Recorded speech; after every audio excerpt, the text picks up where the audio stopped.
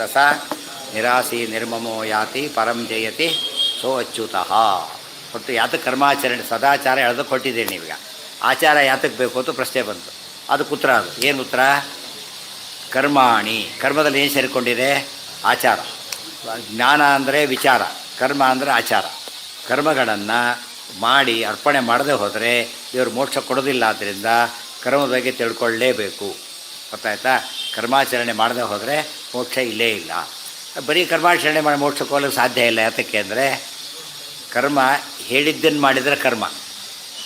ಅರ್ಥ ಆಯ್ತಾ? ಈಗ ಯಾವನೋ ದಾರಿಯಲ್ಲಿ ಸೌದೆ ಹೊಡಿತಾ ಕೂತಿದ್ದ, ಅಥವಾ ರಿಕ್ಷಾ ಇದ್ದ, ಇಡೀ ಬೆಂಗಳೂರು ಸುಚ್ಚಿಬಿಟ್ಟೆ, ಯಾರು ಒಂದು ಪೈಸೆ ಕೊಡಲಿಲ್ಲ ಯಾರೋ ಅವನಿಗೆ. ಯಾತಕ್ಕೆ?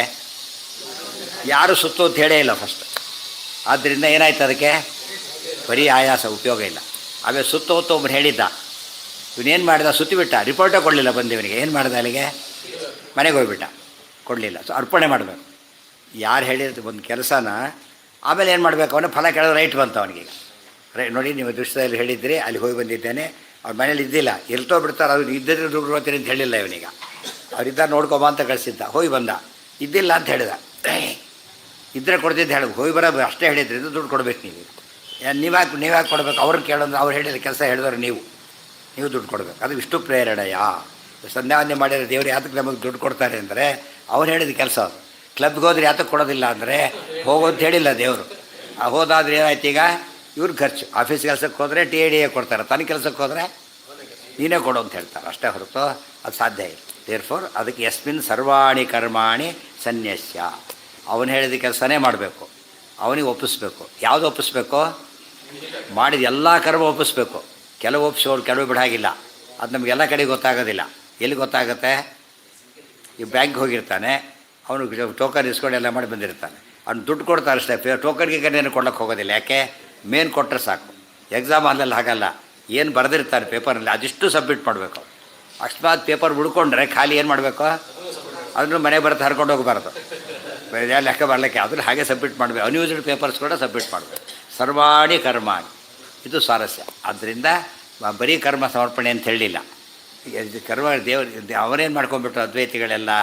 ಕರ್ಮವನ್ನು ಸನ್ಯಾಸ್ಯ ಅಂದರೆ ಬಿಟ್ಟುಬಿಡೋದು ಅಂತ ಅರ್ಥ ಮಾಡ್ಕೊಬಿಟ್ರು. ಕರ್ಮ ಬಿಟ್ಟುಬಿಡಿ ಮೋಕ್ಷ ಸಿಗುತ್ತೆ ಅಂತೇಳಿ. ಕರ್ಮ ಬಿಟ್ಟರೆ ಮೋಕ್ಷ ಸಿಗೋದಾದ್ರೆ ನಮಗೆ ಎಂದೋ ಕರ್ಮ ಮೋಕ್ಷ ಸಿಗಬೇಕಾಗಿತ್ತು ಇಷ್ಟೊತ್ತಿಗೆ. ಯಾತಕ್ಕೆ? ಕರ್ಮ ಬಿಟ್ಟಾಗಿದೆ ಈಗಾಗಲೇ. ಅದನ್ನೇ ಬಿಂಸೆ ದೇವರು ಹೇಳ್ತಾರೆ, ಧರ್ಮರಾಜರು ಹೇಳ್ತಾರೆ, ಅಣ್ಣ ನೀನು ಕಾಡಿಗೆ ಹೋಗಿ ತಪಸ್ಸು ಮಾಡ್ತೀನಿ, ರಾಜ್ಯ ಆಡೋದಿಲ್ಲ, ಸದ್ಗತಿ ಆಗುತ್ತೆ ಅಂತ ಹೇಳ್ತೀಯಲ್ಲ, ಆದರೆ ಕಾಡು ಪ್ರಾಣಿಗಳು ಸದ್ಗತಿ ಆಗಿರಬೇಕಿತ್ತು, ಇಷ್ಟೊತ್ತಿಗೆ ಆಗಿರಬೇಕಾಗಿತ್ತು ಅಂತ. ಕಾಡಲ್ಲಿ ಏನಿರಬಾರ್ದಾಗಿತ್ತು? ಒಂದು ಪ್ರಾಣಿ ಇರಬಾರ್ದಾಗಿಲ್ಲ, ಸದ್ಗತಿ ಹೋಗಿರಬೇಕಾಗಿತ್ತು. ಆದ್ದರಿಂದ ಬರೀ ಕಾಡಿಗೆ ಹೋದರೆ ಮೋಕ್ಷ ಸಿಗೋದಿಲ್ಲ. ದೇರ್ಫೋರ್ ಬರೀ ಕರ್ಮ ಬಿಟ್ಟರೆ ಮೋಕ್ಷ ಅಲ್ಲ. ಬರೀ ಕರ್ಮ ಮಾಡಿದರೂ ಮೋಕ್ಷ ಇಲ್ಲ, ಕರ್ಮ ಬಿಟ್ಟರೂ ಮೋಕ್ಷ ಇಲ್ಲ. ಕರ್ಮ ಮಾಡಬೇಕು, ಅದು ಒಪ್ಪಿಸ್ಬೇಕು. ಇದು ಅವ್ರು ಯಾರಿಗೂ ಅರ್ಥ ಆಗಲಿಲ್ಲ. ಆಚಾರ ಹೇಳೋದಕ್ಕಿಂತ ಮುಂಚೆ ಆ ಸನ್ಯಾಸ ಶಬ್ದದ ಅರ್ಥನೇ ಗೊತ್ತಾಗಿರಲಿಲ್ಲ. ಅದಕ್ಕೆ ಎಲ್ಲ ಕರ್ಮ ಒಪ್ಪಿಸ್ಬೇಕು. ಎಲ್ಲಿಂದ ಶುರುವಾಗಬೇಕದು? ಬೆಳಿಗ್ಗೆ ಹೇಳೋದ್ರಿಂದ ಹಿಡಿದು ಮಲಗಿದಾಗಲೂ ಕೂಡ ಮಾಡೋ ಕರ್ಮ ದೇವರು ಒಪ್ಪಿಸ್ಬೇಕು. ಅದಕ್ಕೆ ಸರ್ವಕರ್ಮಾಣಿ. ಸೊ ಇಲ್ಲಿ ಸರ್ವಕರ್ಮ ಯಾವುದು ಬಂತೀಗ? ಡೈಲಿ ಕರ್ಮಗಳು ತೊಗೊಂಡ್ರೆ ಫಸ್ಟಿಗೆ ಸದಾಚಾರ, ಡೈಲಿ ನಿತ್ಯಾನ್ನಿಕ ಹೇಗಿರ್ಬೇಕು, ಎಲ್ಲರಿಗೂ ಹೇಳಿರೋ ಕರ್ಮಗಳು ಯಾವುದು ಆ ಪಟ್ಟಿ ಕೊಡ್ತಾರೆ. ನಮ್ಮ ಕರ್ಮ ಅಂತಷ್ಟೇ ಏನು ತಿಳ್ಕೊತೇವೆ. ಈಗ ಆಫೀಸ್ನಲ್ಲಿ ಸೈನ್ ಮಾಡೋದು ಡ್ಯೂಟಿ, ಹೊತ್ತಾನೆ ಸೈನ್ ಮಾಡೋದು ಡ್ಯೂಟಿ, ಟೈಮಿಂಗ್ಸ್ ಮೇಂಟೈನ್ ಮಾಡೋದು ಡ್ಯೂಟಿ. ಅದೇ ರೀತಿಯೇ ಇವತ್ತು ಹೇಳೋದೊಂದು ಡ್ಯೂಟಿ. ಅದನ್ನೆಲ್ಲ ಆಚಾರ ಹೇಳ್ತಾರೆ ಮುಂದೆ. ಸರ್ವಕರ್ಮಗಳು ಅಂದರೆ ಅಶ್ವಮೇಧ ಯಾಗನೋ ರಾಜಸೂಯ ಯಾಗನೋ ಅಲ್ಲ. ಪ್ರತಿನಿತ್ಯ ಮಾಡ್ತಕ್ಕಂಥ ಪ್ರತಿ ಕಾರ್ಯ ಕೂಡ ಏನು ಮಾಡಬೇಕು? ಒಪ್ಪಿಸ್ಲೇಬೇಕು. ಯಾವುದೋ ಕೆಲಸ ಇರುತ್ತೆ, ನಿಲ್ ರಿಪೋರ್ಟ್ ಕೂಡ ಕೊಡಬೇಕು ಅವನು. ಏನೂ ಇಲ್ಲ ಅಂತ ತಿಳ್ಕೊಳ್ಳಿ, ಏನಿಲ್ಲ ಸುಮ್ಮನೆ ಕೊಡಾಗಿಲ್ಲ, ಏನು ಮಾಡಬೇಕು ಅವನು? ಏನಿಲ್ಲ ಅಂತ ಬರಿಬೇಕು ಅವನು. ಇಲ್ಲ ಹೋದರೆ ಅದು ಅಪರಾಧ. ಅವನು ಯಾವುದೂ ಏನೂ ಸಿಗೋದೇ ಇಲ್ಲ ಅವನಿಗೆ. ಒಬ್ಬನಿದ್ದ, 20 ಜನ ಹೋಗ್ತಾರಲ್ಲ, ಎಲ್ಲೋ ಓಡಿ ಮಾಡಿದ್ದಾರೆ. ಏನು ಮಾಡಿದ್ದಾರೆ? ಒಂದು ವೋಟಿಂಗ್ ಸೆಂಟ್ರ್ ಇದೆ, ಒಂದು ಕಡೆ ಬೂತ್ ಇದೆ. ಆ ಬೂತಲ್ಲಿ ಒಬ್ಬನೇ ಸ್ವಲ್ಪ ಹಿಮಾಲಯ ಎಲ್ಲೋ ಇದ್ದ ಒಂದು ಹಳ್ಳಿ, ಒಬ್ಬನೇ ಮನುಷ್ಯ. ಅದಕ್ಕೆ ಒಂದು 20 ಜನ ಹೋಗ್ಬೇಕು ಸ್ಟಾಫ್. ಇವರು ಅವ್ನು ಬರಲೇ ಇಲ್ಲ, ಒಬ್ಬರು ಬರಲೇ ಇಲ್ಲ. ಕೊನೆಗೆ ಅವ್ರು ಏನು ಮಾಡಬೇಕು? ಇವರು ಸುಮ್ಮನೆ ಬರಬಾರ್ದು. ಅವ್ರು ಹೋಗಿ ಎಲ್ಲ ಬರೋದು, ರಿಪೋರ್ಟ್ ಬರೋದು, ಅವ್ನು ಬಂದಿಲ್ಲ ಅಂಥೇಳಿ ಮಾಡಿದರೆ ಅದಕ್ಕೆ ಅದು ವ್ಯಾಲಿಡಿಟಿ ಇದೆ. ಇಲ್ಲ ಇವರೇ ಹೋಗಿಲ್ಲ ಅಂತ ಹೇಳ್ಬಿಡುತ್ತೆ ಕೊನೆಗೆ. ಎಲ್ಲರದು ಲ್ಯಾಪ್ಸ್ ಆನ್ ದೇರ್ ಪಾರ್ಟ್. ಅದು ಆಗಬಾರ್ದು. ಅದಕ್ಕಾಗಿ ಸರ್ವಕರ್ಮಗಳನ್ನು ಕೂಡ ದೇವರಿಗೆ ಅರ್ಪಿಸಬೇಕು. ನಾನು ಮಾಡಬೇಕು, ಅರ್ಪಿಸಬೇಕು. ಅವನು ಹೇಳಿದ್ದನ್ನು ಮಾಡಬೇಕು, ಅವನು ಹೇಳಿದ ಹಾಗೆ ಮಾಡಬೇಕು, ಹೇಳಿದ್ದನ್ನು ಮಾಡಬೇಕು, ಹೇಳಿದ ಹಾಗೆ ಮಾಡಬೇಕು, ಮತ್ತು ಒಪ್ಪಿಸ್ಬೇಕು. ಫಲ ಕೇಳಬಾರ್ದು, ಗೊತ್ತಾಯ್ತಾ? ನಂದು ಅಂತ ಅನ್ಕೋಬಾರ್ದು. ಇಷ್ಟು ಮಾಡಿದರೆ ಪರಮಾತ್ಮ ಏನು ಕೊಡ್ತಾನೆ ನಮಗೆ? ಮೋಕ್ಷ ಕೊಡ್ತಾನೆ. ಇಷ್ಟು ಹೇಳಿ. ಹಾಗಿದ್ರೆ ಡೈಲಿ ಕರ್ಮಗಳು ಯಾವುದು ಅಂದರೆ ಶುರು ಮಾಡ್ತಾರೆ. ಏನು? ಹೌದು, ಪ್ರತಿಯೊಂದು ಕರ್ಮ ಕೂಡ ಹಾಗೇನೆ. ಇದು ಸಂಕಲ್ಪ ಮಾಡದೆ ಹೋದರೆ ಏನಲ್ಲ ಕರ್ಮಕ್ಕೆ ಪ್ರತಿಯೊಂದು ಕೂಡ ಫಸ್ಟ್ ಬರಬೇಕಾದ್ರೆ ಒಂದು ಯಾವುದೇ ಲೆಟ್ರ್ ಬರೀತೀವಿ ಫಸ್ಟ್ ಈ ಸಬ್ಜೆಕ್ಟ್ ಅಂತ ಬರೆದಿತ್ತು. ಅದರಿಂದ ಹೋದ್ರೆ ಆಮೇಲೆ ರೆಫರೆನ್ಸ್. ಫಸ್ಟ್ ಟೈಮ್ ಬರೆದ ಸಬ್ಜೆಕ್ಟ್ ಅಷ್ಟೇ, ಸಬ್ಜೆಕ್ಟ್ ಬಂದ ರೆಫರೆನ್ಸ್ ಶುರುವಾಗುತ್ತೆ. ಒಂದು ದೊಡ್ಡದ ಶುರುವಾಗುತ್ತೆ. ಇಲ್ಲದವ್ರು ಅವೆರಡರಲ್ಲೇ ಇರುತ್ತೆ ಮೇನ್ ಪಾಯಿಂಟ್ ನೋಡ್ತಾನೆ ಉತ್ತರ. ಇಲ್ಲದಲ್ಲೇ ದೃಷ್ಟಿ ಎಸಿಬೇಕಷ್ಟೆ. ಪ್ರತಿಯೊಂದಕ್ಕೂ ಸಂಕಲ್ಪ ಬೇಕು. ಹಾಗಿದ್ದರೆ ಯಾವ ಶುರುವಾಗಬೇಕು ಈ ಕರ್ಮ ಅಂದರೆ ಸ್ಮೃತ್ವಾ ವಿಷ್ಣುಂ ಸಮುತ್ಥಾಯ. ಫಸ್ಟ್ ಶ್ಲೋಕ. ಸ್ಮೃತ್ವಾ ವಿಷ್ಣುಂ ಸಮುತ್ಥಾಯ ಆಮೇಲೆ ಕೃತಶೌಚೋ ಯಥಾವಿಧಿ ಧೌತದಂತಹ ಸಮಾಚಮ್ಯ ಸ್ನಾನಂ ಕುರ್ಯಾತ್ ವಿಧಾನತಃ. ಇದು ಮೊದಲನೇ ಶ್ಲೋಕ. ಯಾವುದಕ್ಕೆ? ಮಂಗಳಾಚರಣೆ ಆದಮೇಲೆ. ಸ್ಮೃತ್ವಾ ವಿಷ್ಣುಂ ಸಮುತ್ಥಾಯ ಕೃತಶೌಚೋ ಯಥಾವಿಧಿ ಧೌತದಂತಹ ಸಮಾಚಮ್ಯ ಸ್ನಾನಂ ಕುರ್ಯಾತ್ ವಿಧಾನತಃ ಅಂಥೇಳಿ. ಫಸ್ಟ್ ಏನು ಅಂದರೆ ಸ್ಮೃತ್ವಾ ವಿಷ್ಣುಂ. ದಾಸರು ಹಾಗೆ ಬರೀತಾರೆ, ಹರೇ ಗೋವಿಂದ ಎಂದೇಳು. ಅದೇ ಮಾತು ಕರೆಕ್ಟ್ ಅನುವಾದ. ಸ್ಮೃತ್ವಾ ವಿಷ್ಣುಂ ಹರೇ ಗೋವಿಂದ ಎಂದೇಳು. ಸ್ಮರಣೆ ಮಾಡ್ತಾನೆ ಹೇಳಬೇಕು. ಎದ್ದು ಸ್ಮರಣೆ ಮಾಡಬೇಕು ಅಲ್ಲ, ಸ್ಮರಣೆ ಮಾಡ್ತಾನೆ ಹೇಳಬೇಕು. ಅದು ಇಂಪಾರ್ಟೆಂಟ್. ಸ್ಮೃತ್ವಾ ವಿಷ್ಣುಂ ಸಮುತ್ಥಾಯ.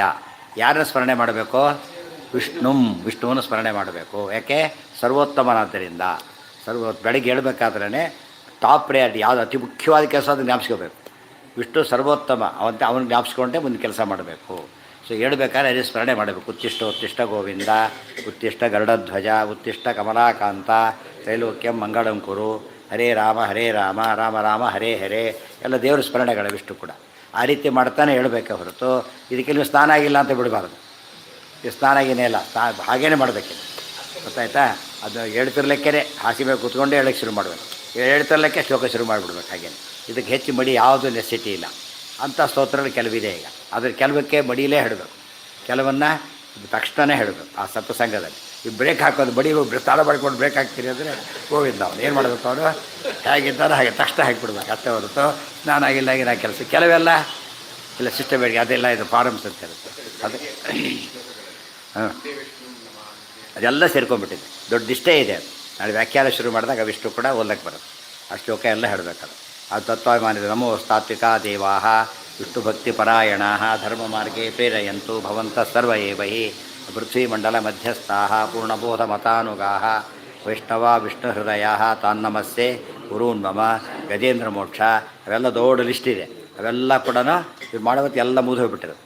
ಆ ರೀತಿ ವಿಷ್ಣುಂ ಸಮುತ್ಥಾಯ ಪದ ಉಪಯೋಗಿಸಿದ್ದಾರೆ. ಸರಿಯಾಗಿ ಹೇಳಬೇಕು ಅಂತ ಹೇಳಿದ್ರು. ಸರಿಯಾಗಿ ಹೇಳಬೇಕು ಅಂದ್ರೆ 9 ಗಂಟೆಗೆ ಅಂತ ಕರಾಗ್ರೆ ವಸ್ತುತೆ ಇಲ್ಲ ಅಲ್ಲ, ಎಷ್ಟೊತ್ತಿಗೆ ಹೇಳಬೇಕು? ಅವನು ಸೂರ್ಯೋದಯಕ್ಕಿಂತ ಮುಂಚೆನೇ ಹೇಳಬೇಕು. ತುಂಬ ಲೇಟ್ ಅಂದ್ರೂ ಕೂಡ ಸೂರ್ಯೋದಯಕ್ಕಿಂತ ಮುಂಚೆ ಹೇಳಬೇಕು. ಅರುಣೋದಯಕ್ಕೆ ಹೇಳೋದು ನಂಬರ್ 1 ಅದು. ತೀರಾ ಟೈಮಿಗೆ ಎಷ್ಟಲ್ಲಿ ಕೊಟ್ಟಿದ್ದಾರೆ ಅಂತ ಸೂರ್ಯಕ್ಕಿಂತ ಮುಂಚೆ ಹೇಳೋದು.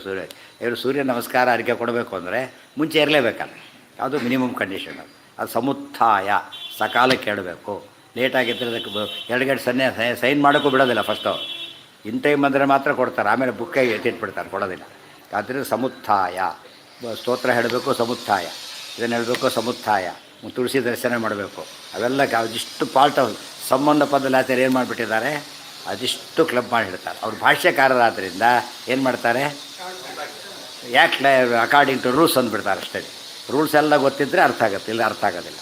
ಅದು ಶುರು ಮಾಡ್ತಾರೆ. ನಾಳೆ ದಿವಸ ಅಷ್ಟೇ. ನಾಳೆ ಹೊತ್ತಿಗೆ ಪುಸ್ತಕ ಆದಷ್ಟು ತಲ್ಲಕ್ಕೆ ಪ್ರಯತ್ನ ಪಡೋಣ. ಕಂಟಿನ್ಯೂ ಮಾಡೋಣ. ಸರ್ವೇಂದ್ರಿಯ ಪ್ರೇರಕೇಣ ಶ್ರೀ ಪ್ರಾಣಪತಿನೇರಿತಃ ಯದವೋಚಮಹಂತೇನ ಪ್ರಿಯತಾಂ ಕಮಲಾ.